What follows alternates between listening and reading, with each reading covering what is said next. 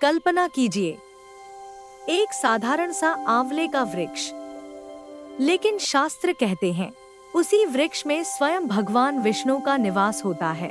कितनी अद्भुत बात है कि जिस चीज को हम सामान्य समझकर अनदेखा कर देते हैं, उसी में ईश्वर का दिव्य स्वरूप छिपा होता है।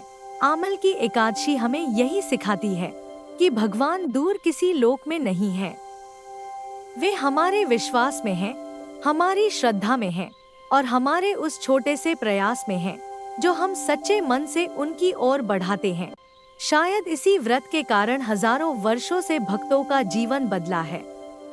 निराशा आशा में बदली है और अंधकार प्रकाश में।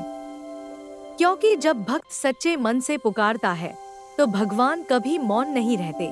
तो आज इस कथा को सुनने के बाद अपने हृदय में एक संकल्प अवश्य लें कि हम भी अपने जीवन में भगवान का स्मरण करेंगे, अपने कर्मों को पवित्र बनाएंगे और विश्वास रखेंगे कि सही समय पर भगवान की कृपा अवश्य बरसेगी।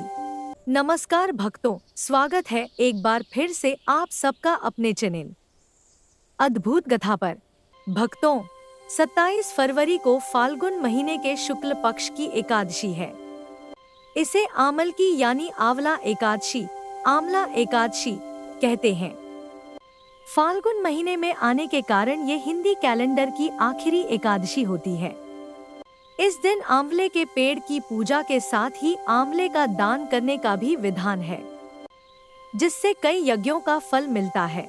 इस साल फाल्गुन मास के शुक्ल पक्ष की एकादशी का प्रारंभ 27 फरवरी 2026 को तड़के 12:33 से होगा। तिथि का समापन 27 फरवरी 2026 की रात 10:32 पर होगा। इसलिए आमल की एकादशी 27 फरवरी को मनाई जाएगी। इस दिन भगवान विष्णु के साथ आंवले के पेड़ को भी खास तौर पूजा जाएगा। तभी ये एकादशी व्रत पूरा माना जाता है, क्योंकि आंवले के पेड़ को हिंदू धर्म में बेहद पवित्र और पूजनीय माना जाता है। इस दिन आंवला खाने से बीमारियां खत्म होती हैं।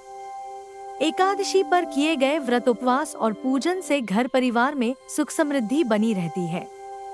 तो आमल की एकादशी केवल एक व्रत नहीं, यह भगवान विष्णु की कृपा पाने का एक दुर्लभ अवसर है।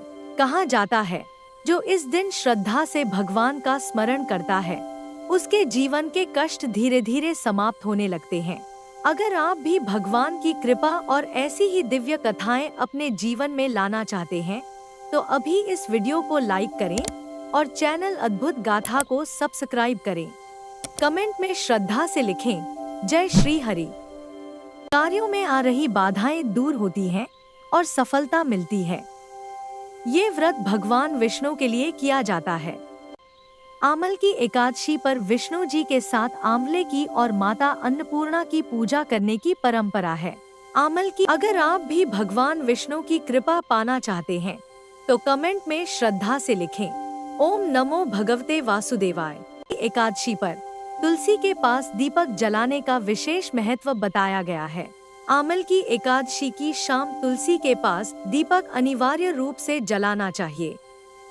भगवान विष्णु की पूजा के साथ ही विष्णु जी के मंत्र ओम नमो भगवते वासुदेवाय का जप करते रहें। श्री कृष्ण का अभिषेक करें और क्रीं कृष्णाय नम मंत्र का जप करें। श्री कृष्ण के साथ गौ माता की भी पूजा जरूर करें। किसी गौशाला में गायों की देखभाल के लिए दान पुण्य करें।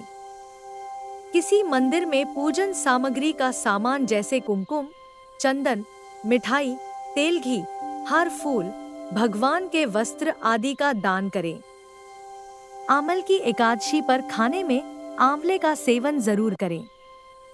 आंवले का रस भी पी सकते हैं। आंवले का दान भी करें। माता अन्नपूर्णा अन्न की देवी है। इस तिथि पर देवी की पूजा करें और जरूरतमंद लोगों अन्न का दान करें। भक्तों, इस वर्ष आमल की एकादशी पर काफी शुभ योग बन रहे हैं। आमल की एकादशी के दिन सर्वार्थ सिद्धि, रवि, आयुष्मान और सौभाग्य योग का निर्माण हो रहा है। इस दिन आंवले के पेड़ की पूजा के लिए शुभ समय सुबह 6:48 से 11:08 तक रहेगा। आमल की एकादशी को रंग भरी एकादशी भी कहा जाता है।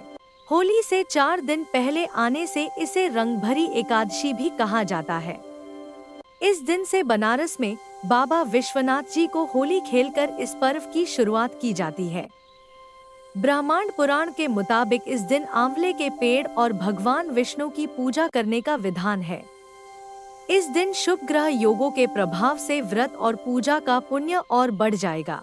पद्म और विष्णु धर्मोत्तर पुराण का कहना है कि आंवले का वृक्ष भगवान विष्णु को बहुत प्रिय होता है। इस पेड़ में भगवान विष्णु के साथ ही देवी लक्ष्मी का भी निवास होता है।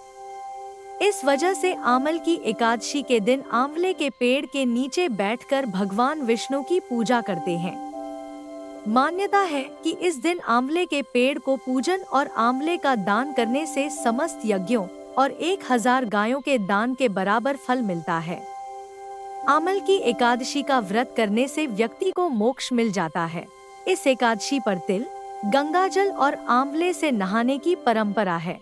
इस एकादशी पर सूर्योदय से पहले उठकर पानी में गंगाजल की 7 बूंद, 1 चुटकी तिल और 1 आंवला डालकर उस जल से नहाना चाहिए।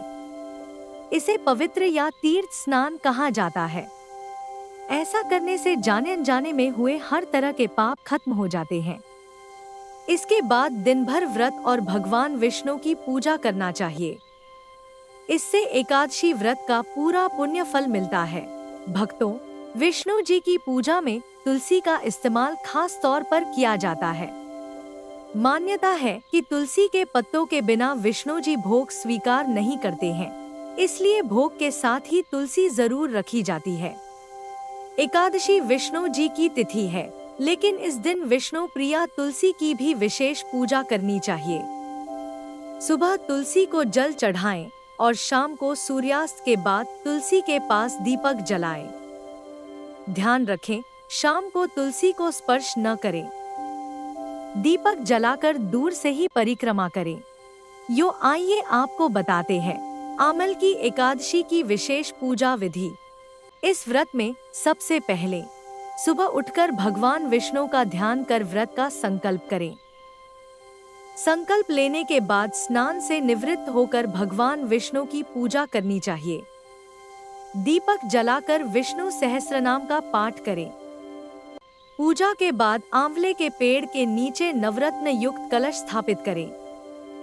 आंवले के वृक्ष का धूप, दीप, चंदन, रोली, फूल और अक्षत से पूजन कर किसी गरीब या ब्राह्मण को भोजन कराना चाहिए। अगले दिन स्नान कर पूजन के बाद कलश, वस्त्र और आंवला का दान करना चाहिए। इसके बाद भोजन ग्रहण कर व्रत खोलना चाहिए। तो भक्तों, यही है आमल की एकादशी का वह दिव्य संदेश जो हमें यह सिखाता है कि भगवान की कृपा पाने के लिए धन, शक्ति या बड़ा पद नहीं, बल्कि एक सच्चा और पवित्र हृदय ही पर्याप्त है। आंवला वृक्ष को स्वयं भगवान विष्णु का निवास माना गया है। कहा जाता है कि जो भक्त आमल की एकादशी के दिन श्रद्धा से व्रत करता है, आंवले के वृक्ष की पूजा करता है और भगवान का स्मरण करता है, उसके जीवन के पाप नष्ट हो जाते हैं और उसका भाग्य उज्जवल हो जाता है। यह एकादशी हमें याद दिलाती है कि प्रकृति और भगवान अलग नहीं है। जब हम प्रकृति का सम्मान करते हैं, तब हम स्वयं भगवान का सम्मान करते हैं।